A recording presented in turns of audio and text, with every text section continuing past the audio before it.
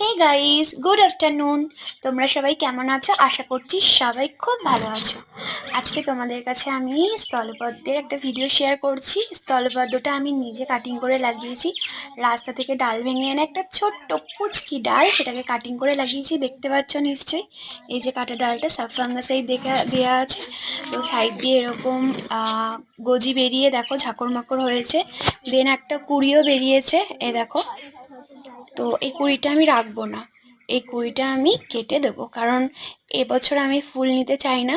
তো গরমও পড়ে গেছে, তো শীতের সময় স্থলপদ্মগুলো হয়, তো গরম তো পড়েই গেল, তো কুড়িটাও সেরকম ভালোও হয়নি।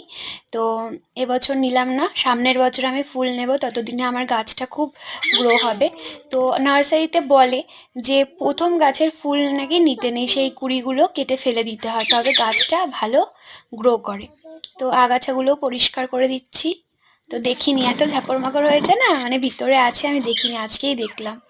তো এই ছোট্ট কাটিংটা নিজের হাতে করেছি, গাছটা বেশ সুন্দর হয়েছে, খুব ভালো লাগছে। তোমাদের কেমন লাগে অবশ্যই জানিও, একটা লাইক করো, নতুন বন্ধুরা চ্যানেলটা সাবস্ক্রাইব